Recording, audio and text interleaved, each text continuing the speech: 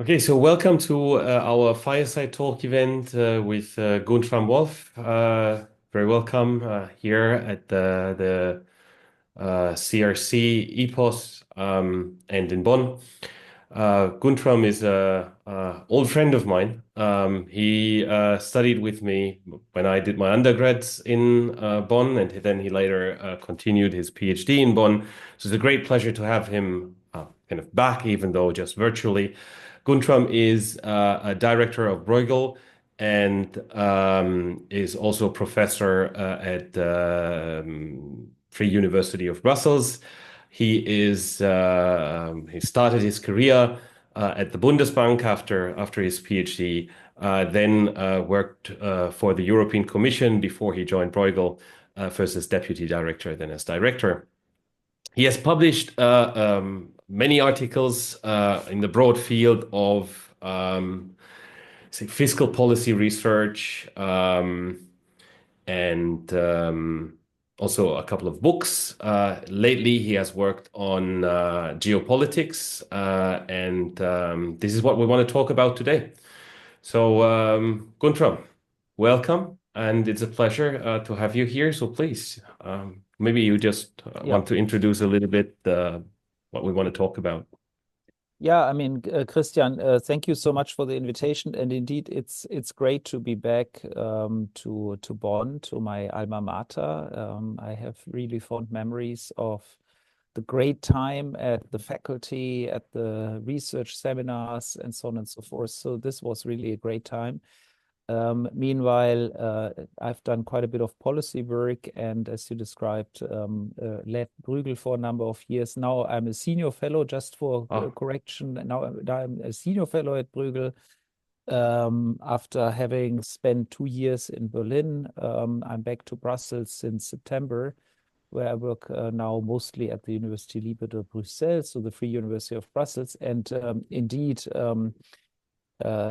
especially in my time in Berlin, I really started to get interested in, I have to say, defense economics as a field, and more specifically into European armament in the light of the Russian aggression that we are observing in Ukraine every day. And this ultimately, so I spent 2 years actually at the German Council on Foreign Relations. And while I was there, and then when I left in particular, I actually found the time to write a pretty big report for the Kiel Institute. And that report was published in September. And I've done some follow-up work. And so this is what I'm going to talk about today. And so thanks for the invitation. And so let me see how I share the screen now. We tried it before, so it should work. Right. So I think you can see that now, right? So this is called Fit for War in Decades. The Kiel report was called Fit for War in Decades, Germany's slow rearmament vis-a-vis Russia. Now, here I want to spend some time on that, but I also want to add a bit on the so-called European defense industrial strategy, which I think is a really hot topic at the moment. And perhaps just to motivate you and get you started. Okay, so let me just give you this quote from the mission letter of the European Commission President to the new position of a European Commissioner for Defense and Space that has just been created. So this is a new position; it didn't exist. And it's always interesting when something new is happening, how the competences will be decided and all of that. So I did all kinds of stuff on that, but here I really want to focus on sort of the core of what this new person has to do. So it's Andrius Kubilius, a former prime minister of Lithuania. We have hosted him also here at Bruegel, and I've met with him also bilaterally. And he gets a very ambitious request by the Commission President. In particular, he's asked to prepare a paper that should frame a new approach to defense and identify investment needs to deliver and now I underline full spectrum European defense capabilities based on joint investments, readying the EU and member states for the most extreme military contingencies. So this is the quote from the letter. And if you think about this statement, I mean, it's actually quite a far-reaching statement, right? I mean, it has, first of all, it has a clear statement of most extreme military contingencies, and basically everybody understands what it means. I mean, it means basically an outright attack of a foreign country, probably Russia, on the European Union. I mean, this is really what people have in mind when they write this. It talks about joint investments. So it doesn't say every country should do something on its own. It says do something together. And how exactly is not so clear. And I'll talk a bit about this. And it says full spectrum, right? Full spectrum capabilities means basically capabilities that go beyond specific capabilities for specific weapon systems, but really capabilities that would allow Europe and European countries, so both are mentioned here, to actually withstand a full assault without the United States backing you up all the time. Yeah, and since I had this stint in 2 years in Berlin, I talked to a lot of security people, and let me just add the one sentence on sort of what security people tell me, and then I'll go back to my economics. What security people tell me is that at the moment, the defense of the European continent very, very much depends on the United States, and the United States has essentially at the moment 100,000 soldiers on the European continent, and the defense strategies that NATO thinks about are basically strategies where in case of a full-blown assault, the United States would back us up with a lot of additional soldiers, weapons, and we are not even speaking here of the nuclear umbrella. So this is a lot of stuff that's ongoing, and of course with Trump and all of this, we know that there can at least be some doubts about the security guarantee from the United States. Okay, so now I talked already quite a bit. So let me jump into the issue. I mean, the issue is of course well known in Ukraine. Since 2022, this war is going on. It's a war of attrition by now, meaning industrial warfare really has become a key determinant of what's going on the front, on the battle line. And what we are seeing is that Russia at the moment not only has its own defense industry massively ramped up, and I'll talk in more detail about this, but it also has massive direct support from North Korea.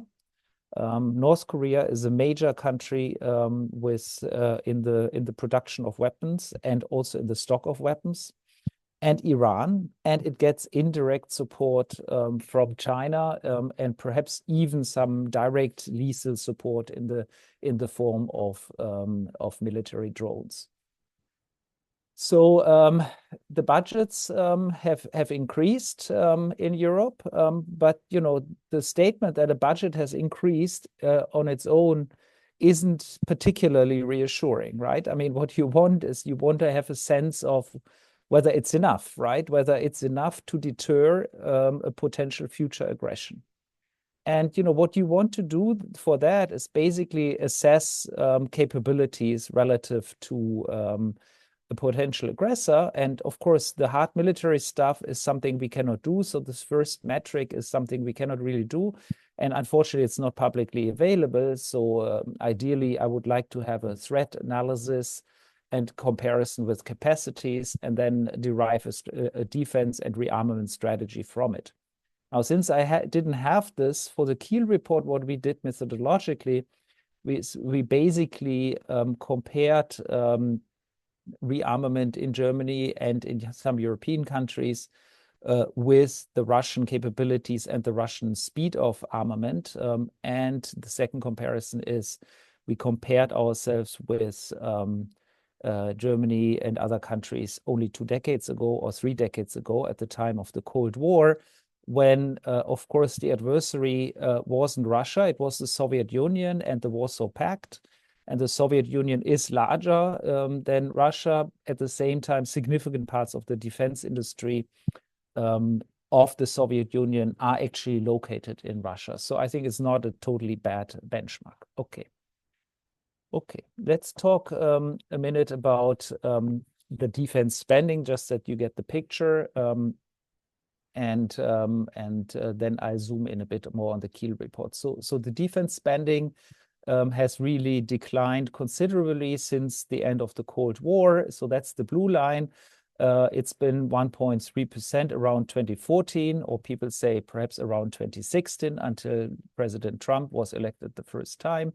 But I think 2014, the moment of Crimea, the invasion of Crimea by Russia, is perhaps the watershed moment. And since then, it has increased to now above 2% for the EU as a whole. And with that increase, basically what happens is that that allows you to start buying stuff, right? I mean, so basically rearmament has started. And equipment spending, so spending for arms, has basically increased from 0.3% to GDP to above 6%, okay? Above 0.6%, yeah, so more than double. Now, you would say, given how big Europe is economically, economic-wise, this should be largely sufficient compared to Russia. But there is a problem. The problem is what every economist immediately understands. It's called purchasing power parity. And purchasing power parity means, what is it that you can buy with your money, right? How much stuff can you buy with your money? And to compare this, there's a guy called Robertson who had a paper in 21 basically computing military purchasing power parities.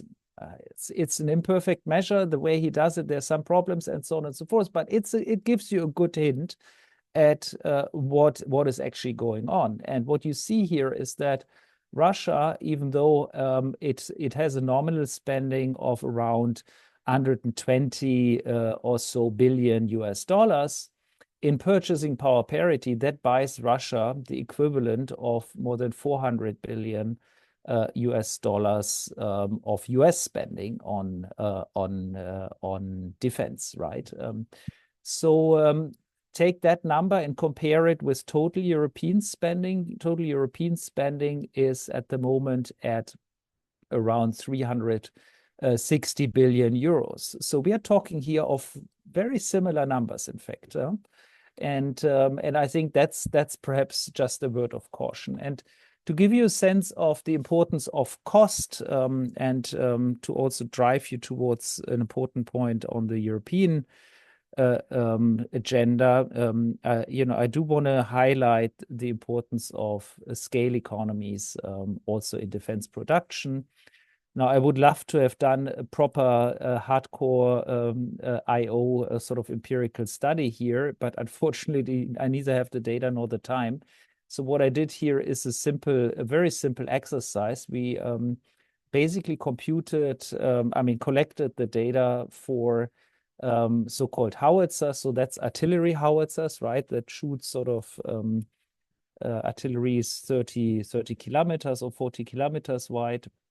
We compare the cost per unit with the annual production numbers. Yeah? And so what you see here is a negative correlation, meaning for those systems that are produced in larger quantities, the cost per unit is smaller. And the most expensive one is the German one. It's a Panzerhaubitze. People will tell you, well, but it's also the best. Well, that might be true, but it's also just a simple artillery howitzer. The reality is it's produced in very small quantities, and even the French are producing a lot more howitzers by now, not the shells. I mean, the shells, the Germans are actually doing pretty well, but the howitzers, the French are producing significantly more, and they do so at a third of the cost, basically, right? And so if you think about these cost comparisons, I mean, it really matters how many you produce and how efficiently you produce and how much you industrialize the production. And I think that has a big impact on also the efficiency with which basically you spend your defense budgets that have gone up, but still you don't want this increase in defense budgets to just go into prices. You want scale economies to reach. Okay. So this is the report Fit for War in Decades that I'm starting now finally. So I'm speaking a little bit long already. I can see but Christian is not looking nervous. He will tell me when you're starting to wave with your hand, then I know it's too long. Okay. So what is this report? So this what we did in this report. I mean, I already hinted at the methodology. We basically had these two benchmarks. One is production of Russia, and the other benchmark is the stocks of Germany only 20 years ago. Yeah, and we compiled a completely new database of all procurement that Germany undertook since 2020 in the military field. Yeah, so this is publicly available on the website of the German Defense Ministry, and the database is a nice Excel sheet now that can be downloaded on the Kiel website. And in this database, we basically compile what was bought at what price, what was the delivery date, what are the quantities, what is the system, and so on and so forth. So it's a pretty detailed database. We spent actually a lot of time.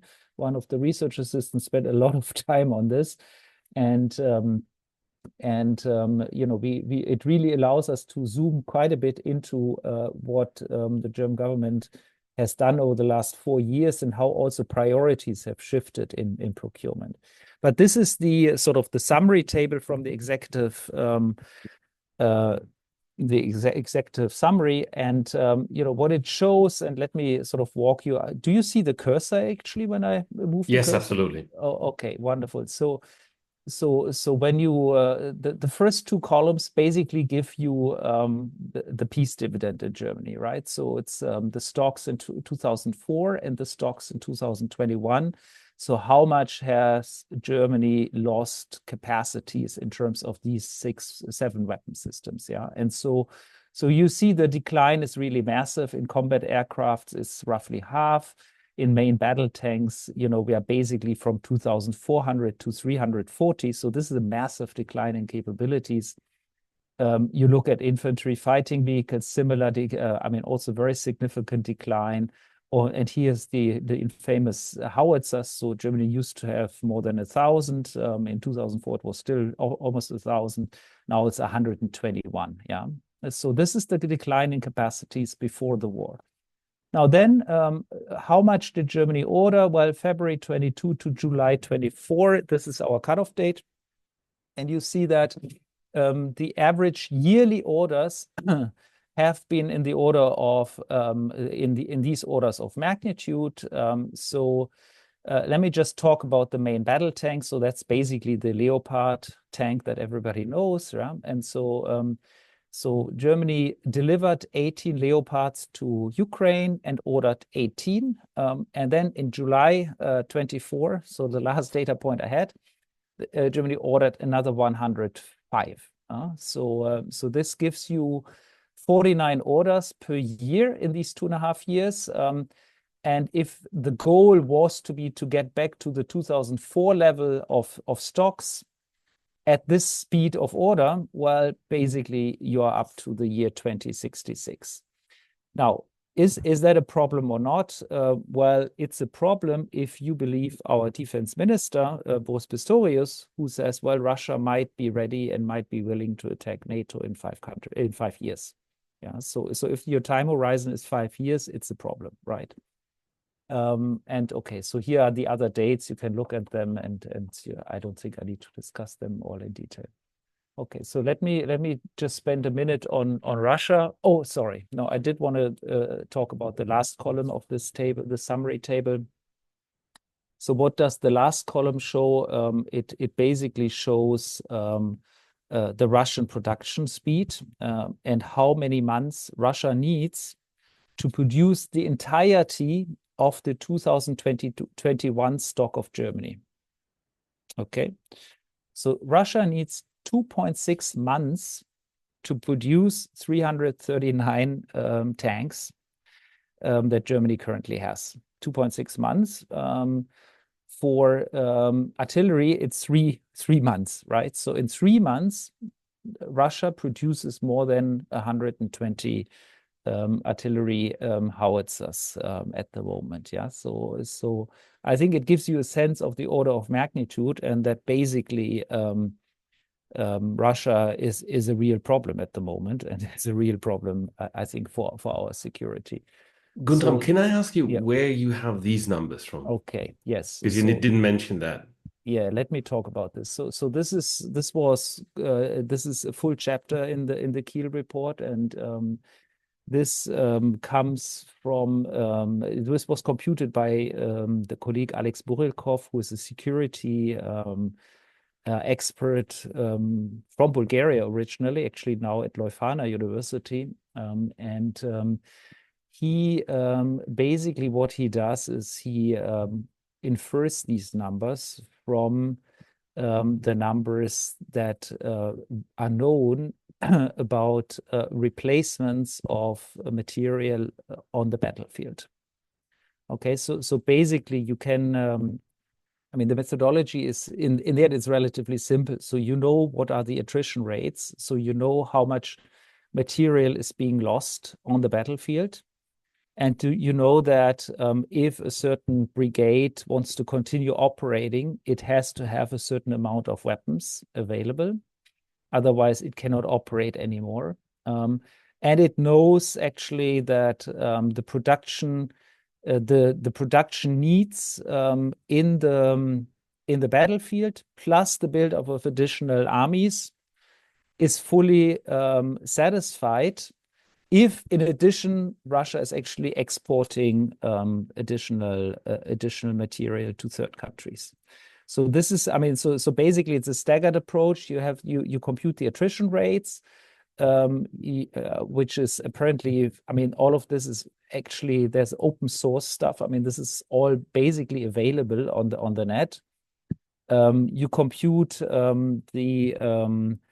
the build-up of additional armies, and we have in this chapter we described that Russia is actually at the moment building up additional 3 or 4, I think 3 additional armies with roughly 20,000 fighting soldiers in each of them. So they are also being equipped, and we know that more or less now they are ready to be operational. And he also captures the foreign sales of Russia of some of this equipment. Now, let me just perhaps add one more point. I also didn't know this methodology before doing the study, and I was also asking critical questions at the beginning, exactly like you just did, Christian. The one thing that I found extremely reassuring is that the top U.S. general in Europe, General Cavoli, gave a testimony to US Congress in which he actually comes with a very similar number to our number for the tanks. Yeah, so I thought it was a nice cross check.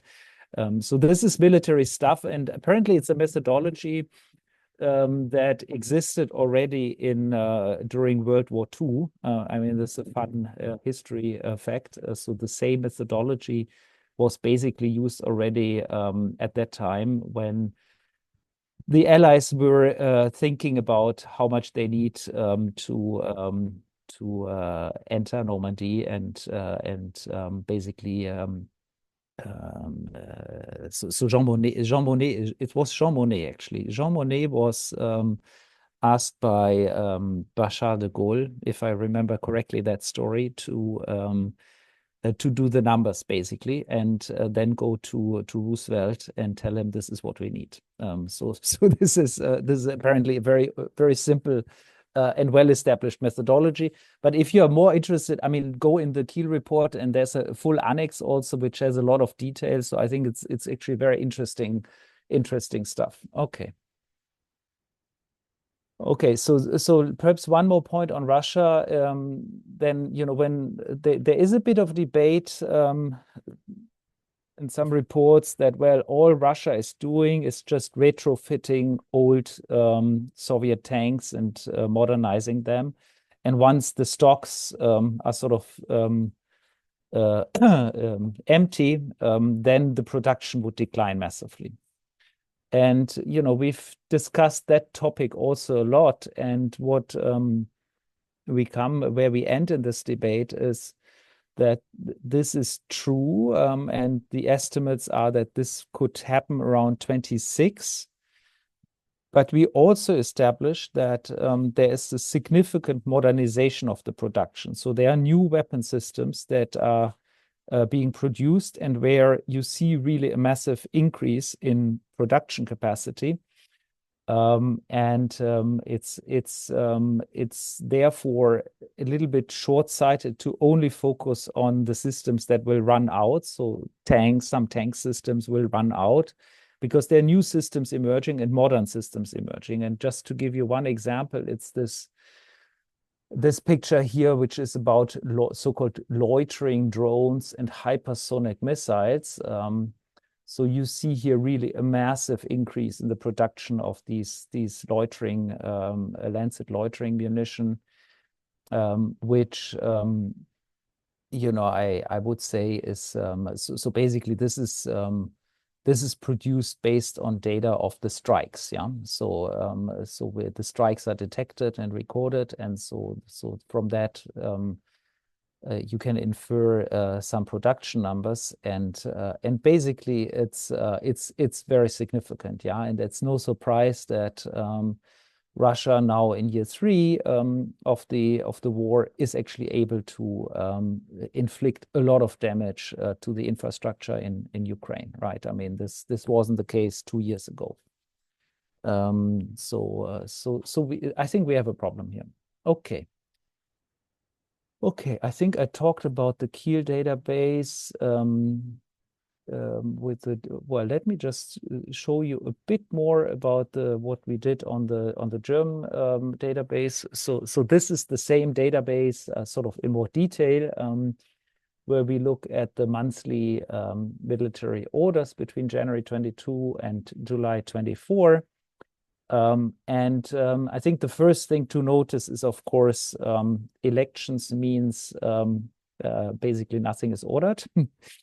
And the new government comes in and the war starts, and you would think, okay, there should be some reaction. But in fact, for more than a year, I would say essentially until November 23, this activity here is not significantly different to this one here, right? So it's basically in terms of the size of the volumes and the spending amounts, it's not very different.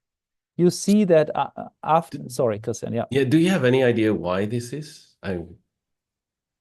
Well, I mean, is this about administrative capacity that needs to be built up first? Is this about not willing to?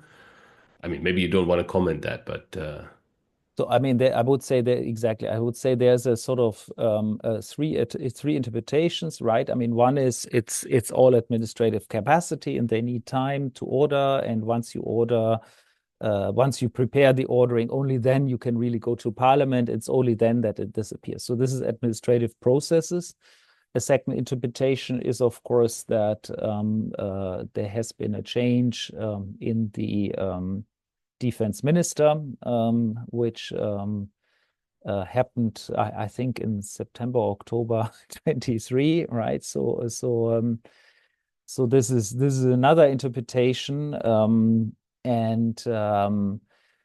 yeah, and I guess when you talk with politicians, what you will hear a lot also is that it's the defense industry that is not sort of able to respond quickly, which and I'll talk about that last interpretation at the end. Okay, very quickly, the priorities are shifting, yeah, and so you see here a significant shift from sea and air, where sort of in the so the dark blue is the first period before the war, and the light blue is essentially January 22 to July 24. And so you see that sea and air gets relatively less attention now, while land has really massively increased importance. Yeah, so you see also a shift in the focus. Okay, well, I think this is just another way of illustrating the table at the beginning, but I think it gives you a sense of sort of stocks versus flows, right? I mean, so the flows are there, but the flows in here, I think the new point here is the green. The green is basically the outflow to Ukraine, right? And so these are the 18 Leopards that were delivered to Ukraine, and 123 were ordered, but ordered doesn't mean delivered. So, but suppose they would all be delivered by now. So German capacity would have moved from 339 to 444, right? And not quite plus 123 because 18 are lost in Ukraine. And when you come to artillery, I mean, I think this is becoming quite embarrassing, right? So Germany apparently ordered 22, but delivered 32, right? So the ordering is not even keeping up with the deliveries here. Okay, so delays in delivery. So this database allows you to sort of get a sense of what's going on here. And what we have here is the estimated years by which this will the ordered stuff that we capture in the database at the moment when it's sort of formally ordered and goes through the budget committee. And what is the estimated time of delivery?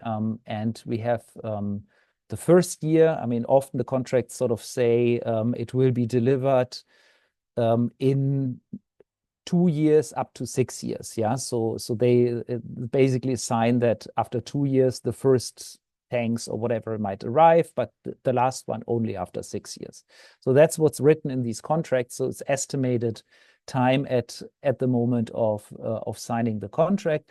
And that has been relatively stable, but also not suggesting that things come immediately. It takes actually 2 or 3 years, right? So whatever is not ordered now is not going to be there in the next 2 or 3 years, yeah?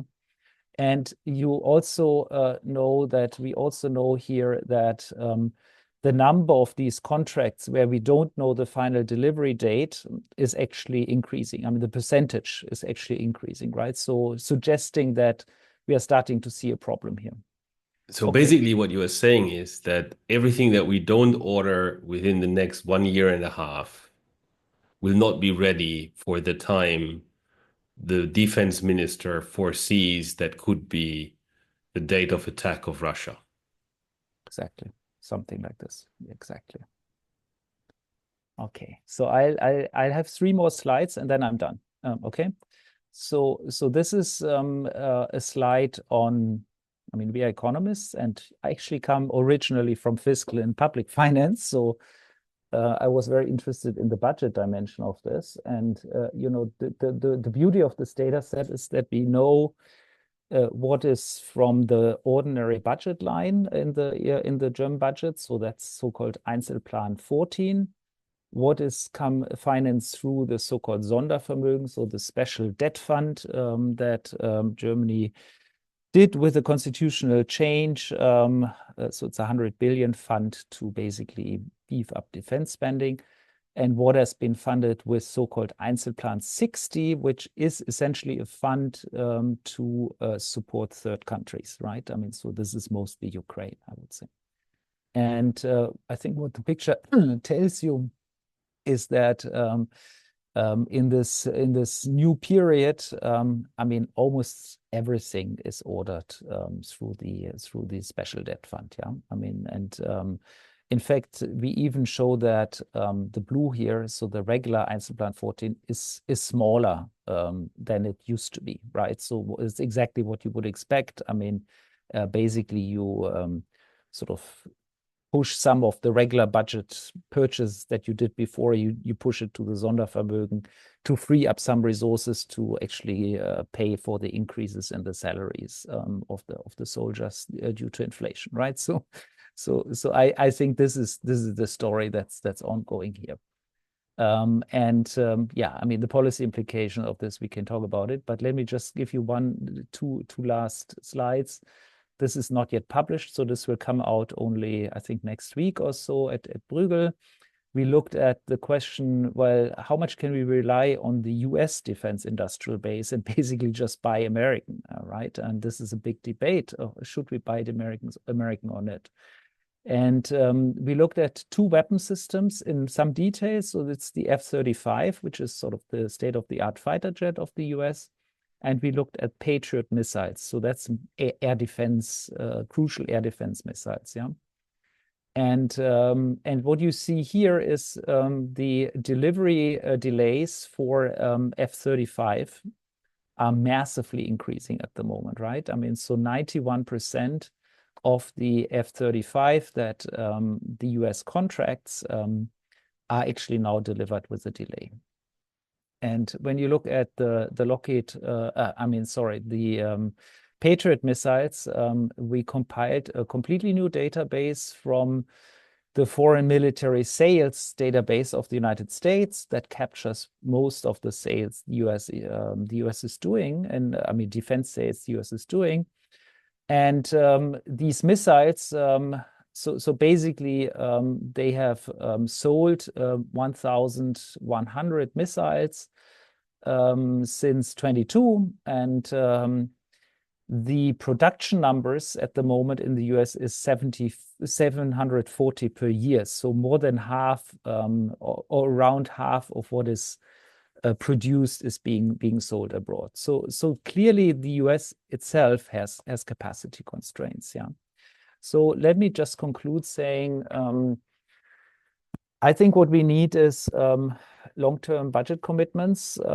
Why do I think we need long-term budget commitments? Well, basically because we need industry to invest into capacity, and capacity investments will only be done if you know that your investment has a return over many years, because buying an industrial robot or whatever should pay off, right? So you need some reliability of the budgets for the next couple of years, and not just the next couple of 1 or 2 years during which the debt fund is still there.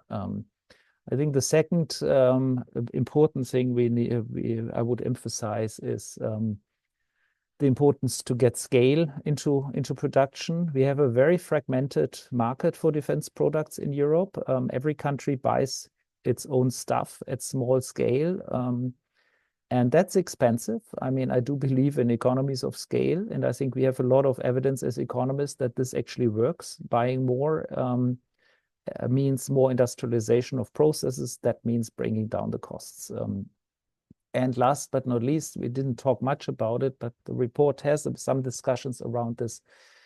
I mean, we have to think a lot about technology and how to upgrade that. The war is massively changing the way weapons work. I mean, there's a really massive modernization ongoing. And so the question is how our procurement processes, national procurement processes, how our budgetary processes that tend to be relatively slow and sort of based on rules, how can they best be adapted to actually rapidly react to a changing warfare, and buy drones that might in a year's time already not be state of the art. So there's a lot of turnover there in the technology also, and I think that poses a particular problem for the procurement strategy. So let me stop here. Thanks a lot, Guntram. That was really exciting. I mean, a bit sad, but exciting. Like on your last note, when you say we need sort of to have a European defense industry consolidation in some sense, isn't that running the risk that there will be less diverse products for defense? Because that's always the trade-off that we as economists typically highlight, no? that maybe there are economies of scale, and that gives you sort of short-run advantages in costs, but potentially with less competition, there comes less innovation. So maybe we get cheaper battle tanks, but they are obsolete in 4 years' time because drones just pick them out. And then we don't gain from having cheaper battle tanks in the end. Do you have any idea on that? So Mm, this kind of trade-off? mm. Yeah, I mean, I think you are right that the sort of competition and modernization and agility and of this industry is very important, right? And you want this industry to have competition and to actually compete for best solutions, or most deadly solutions, or more effective solutions. I don't know how you want to call it. So you want that, and my sense is that at the moment we have exactly the opposite problem because the producers, many producers, operate very much in national ring-fenced markets. Yeah, so instead of, I mean, it's simply not true that a German, let's say, tank will just be successful across Europe because of its superior qualities. It will just be taken off the market in other countries by policies that come in the disguise of security.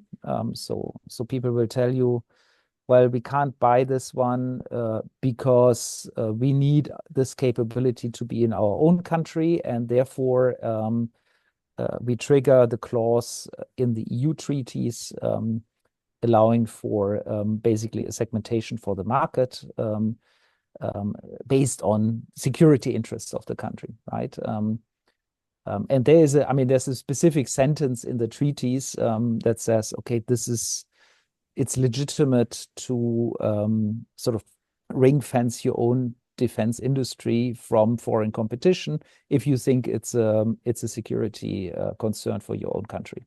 But Yeah. isn't there a point to this? In the sense that we've seen this with the debate about shells produced in Switzerland that could then no longer be used or sold to Ukraine because they were well produced in Switzerland, and thus Switzerland had the last word on their usage. That was part of the typical defense contract. So isn't that sort of if you to some extent don't trust your neighbors, Yeah. isn't there Yeah, a point to that then? oh yeah, I mean, I think, well, I mean, we can debate the security point, but I think my point was only to say, don't think that more consolidation in the European market will decrease competition. I think it will actually increase competition, Hmm. right? Because basically you barrier protectionism of national markets. Hmm. And Hmm. I see that. the protectionism of national markets is sometimes justified if you don't trust the neighbor, right? I mean, however, if you just do this to basically protect your jobs in Troisdorf, uh, I mean, then it becomes a pure sort of national protectionist, sort of local jobs industrial policy problem that's exactly counter innovation, right? And exactly counter competition. And I think Okay, yeah. that's basically where we are. And the problem is, of course, when you say this, then people will say exactly what you say. Well, but wait a minute, this is a security interest, and we cannot really allow not to have. I mean, we are only producing 10 Panzerhaubitzen per year. I mean, and this is an example. I don't know the example in detail, right? But we are only producing 10 Panzerhaubitzen a year in Germany. But it is a capacity that exactly we have to have because we don't trust the French to deliver a Caesar when it's necessary, right? I mean, so this is Okay, but that basically, can be to some extent solved, no? I Because think so. you can like that's what happened in the Cold War. There was a lot of licensing in Exactly. production. I mean, I think it can be solved, and that's the job of the defense commissioner is basically to establish rules, establish perhaps also some support the establishment of bilateral or multilateral treaties that establish really how to solve the trust problem, right? I think that's the key. Is you need to solve the trust problem, and you need to accept the political economy that, well, on some dimensions you might lose, but overall we will be so much better off if we if we scale these products and have more modern, I mean, larger quantities being produced at smaller costs, right? I think that's basically the battle. I mean, sort of the policy discussion that we have to have. Absolutely. So let me ask two more questions and then open up the debate to the other participants if they like.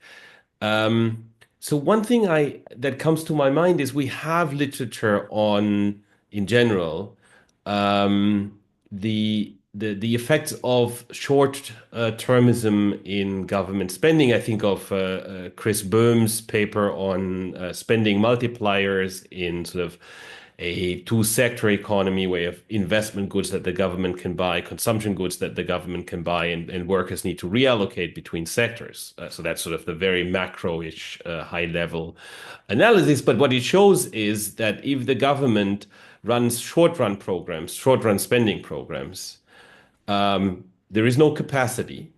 And so the elasticity of I mean, it's the spending multiplier itself, but also production in response to government expenditures depends very strongly on the persistence. Do we have any estimate of how large these elasticities are? I mean, how much more productive would it be to have a clear commitment for like a 10-year rearmament program vis-a-vis being surprised every year? So, I mean, I haven't found such a paper. My intuition is exactly as the one that you described, that the long-term planning should allow us to get higher elasticities and more responsiveness in the production. And that's basically the pitch I answer to many concerns I hear from the political system that basically say, well, wait a minute, even if I had, I mean, so let me just say one comment to our report that we got actually, I think, from the defense minister himself was, well, even if I had 1,000 billion, right, industry wouldn't be able to deliver more. And I think in the very short term, that's probably true. But I mean, I just cannot believe that this is true over a 10-year horizon. I mean, at the end of the day, this isn't magic, right? I mean, these are industrial processes. I mean, Germany is a country of industrial production. We know from history that this can be scaled up very strongly. As I we mean, know, you just showed that Russia did scale this up in a 3-year exactly. period. I mean, tripled its Massively. production, no? So I mean, absolutely. And we know historically the Nazis also did it in a few years. I mean, German I mean, maybe pro also on a more positive note, the US also did this. I mean, even more so. oh yeah, absolutely. I mean, so this is I mean, what I found fascinating is also a question of the way you contract this. And there is a paper from the 80s actually that looks at Nazi procurement and basically applies Lafont-Tirol, I mean the contract theory basically, and basically comes to the conclusion that somehow the Albrecht Speer must have known already the key insight of that paper, right? And basically has designed the contracts in the right way. So it's a fascinating. I'll send you the paper Yeah, afterwards. I yeah, mean, it's that would be fascinating. cool. That would be cool. I mean, we also have some theorists in the room, and so like that brings me to my last question before I open up the debate, and that's kind of what can we as economists, aside from compiling data and understanding sort of the industrial processes to some extent, sort of at a high level here. What can we do? What can we add to the debate? I mean, are there mechanisms to think about? So I know, say, in the electricity industry, we talk about buying capacity, not buying stuff, but buying capacity. Right. Similarly, we talk about mechanisms for vaccine production, where the government buys, again, not vaccines for diseases that aren't there yet, but buys capacity. So, do you think there is something that sort of we as economists could help to develop to have more efficient spending also on defense? So, I mean, the one thing that now comes spontaneously to my mind is to do more work on research and development in that space, because a lot of the research and development is dual use at some level, right? I mean, it has benefits, wider societal benefits, and there are empirical questions how big these wider societal benefits are, but I think there are some wider benefits. But then there's also some of it that is purely sort of military, and sort of solving externalities to this R&D question. I think it could be a very interesting line of research, but I haven't really entered this into detail. But I'm starting to discuss that with some people at the moment, how to think about research and development in this space. Great, thanks a lot. So now I'd open up the debate to the floor if somebody from the audience has a question. Just raise your hand and then I can unmute you. Well, seems to be no question. Then I think, oh no, there is one. There's one. There is one, Matthias. Good. So I can unmute you.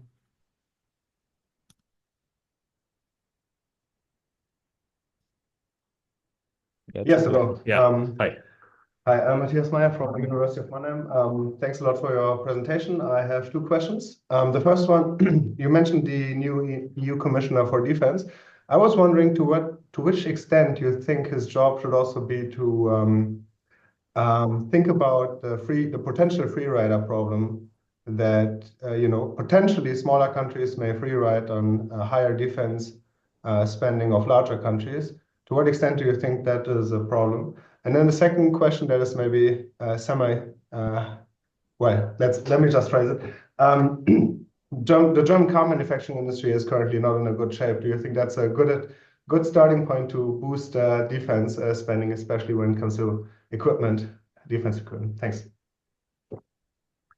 Okay, I mean, these are great questions. I mean, on the free riding, so I mean, I wouldn't frame it small versus large. I would frame it with proximity to Russia, and there's a sort of nice papers showing that defense spending increases the closer you are to Moscow. So there is some free riding there because, of course, Poland. I mean, yes, Poland does offer some protection to Germany, that's for sure. And Germany and Poland is spending a lot more in percent of GDP than Germany. And I think the one point where people are actually thinking about how to solve this free riding problem is for, I would say, certainly for the Baltic states, right? I mean, the Baltic states are former Soviet Union countries. I think they are therefore very much exposed to Putin, and Putin's ideology has been to correct the biggest, how did he frame it? The biggest failure in modern history, namely the failure of the Soviet Union. So he wants to restore it, at some sense, the Soviet Union. So as any Baltic country will say, we are vulnerable. They are vulnerable, and yes, for a Baltic country with a very small GDP, it matters whether they get some support for weapon purchases or not. And in budgetary terms, we're not talking big numbers here, right? I mean, we are talking for a country like Lithuania also, we would talk of 5 billion, right? I mean, if we could give 5 billion to Lithuania, it would be for them a massive increase in their defense capabilities, beyond, of course, the brigade that Germany has already sent. Yeah. So But is that really so? I mean, if they pay the same for a main battle tank as we do, why does like 1 billion spent there that buys what was that, half a Panzerhaubitze 2000, if I got the numbers right? no, There was 18 million. No, that was 18 not million. not 18 million. Yeah. Okay, so it buys a few Panzerhaubitzes, Well, I mean, and but it it buys buys as many here as it buys there. No. yeah, that's right. But there they are probably more useful than here. Okay. So yeah, and I think basically people, I mean, talk with someone who sort of did this in a military war game. Yeah. And Yeah. so basically what they are saying, okay, if we had for 5 billion ammunition, HIMARS, and this kind of stuff, this would really allow us to withstand much longer than currently, whatever. So, and that's obviously an important dimension, no? The time to withstand. Absolutely. And for the car industry, I mean, it's a great question. Well, I don't know. I mean, I'm not an industrial specialist there, but I mean, I think your intuition is correct, that the sort of kind of robots and processes that are being used in a car factory are not so dissimilar to the ones that are used for I don't know, a blended vehicle, yeah, or something like this. So yes, I do think there can be some repurposing if necessary. But of course, at the end of the day, I mean, and there's a debate on this. I think this needs to be done from the demand side, right? I mean, so the demand side, meaning the governments need to say we want to buy X amount more over the next so and so many years, and then industry has to find the best solution. I mean, there are others that actually say we need the opposite approach now. The Russians have done it differently. I mean, they basically come to a so-called war economy. So basically, it's the government that gives very clear directives. You produce that, you produce that, you produce that. And there are debates also in Europe about this. I mean, there are some important French intellectuals, including Laurent Spoon, that some of you might know, that have openly talked about a war economy approach in Europe, where basically you create capacities to government, or you give governments the authority to direct resources into certain industries, which I think at the end of the day is not a very efficient way of doing it. So what does that mean? I mean, So inefficient, I understand, but direct, I mean, it's like they have a small paper which published at ECFR, which essentially makes reference to a US presidential capacity, and I forgot the precise term of it, where under specific circumstances, the US president can decide to direct financial, material, and personal resources to specific industries. So basically say to Ford, I mean, now you produce this. Okay. So but that's different. That's a different approach than just sort of to buy capacity and to prepare, no? So absolutely. Because you mentioned these historical things from the Second World War as somebody in Bonn, and I guess you know this story about the Wesseling chemical industrial park, no? That was so Carsten Buob, the local historian here. Right, I know Carsten, of course. Like a co-author of ours. Of ours, yes. He always told me that story that so the Wesseling park was built as a like pre-war industrial capacity thing, because they had these contracts that they would be able to produce refined oil from coal instead of running it on oil, and so in the industry asked for compensation for that, but that's sort of a capacity contract. No, I understand. But that's different too. Yeah. So there's also one form of a war economy, but a different one that you've been talking about. That's right. Good. Maybe there is another question. seems not the case. Guntram, thanks a lot for being Thank you. here. It was a pleasure to listen to you. I had a learned lot of fun. Thank you and for the great questions, Christian. yeah, thanks a lot, and I hope to see you soon again. And stay in touch. Yeah. Yeah. Thank you. All the best. Bye. Bye-bye. And thank you everybody for joining. Yeah.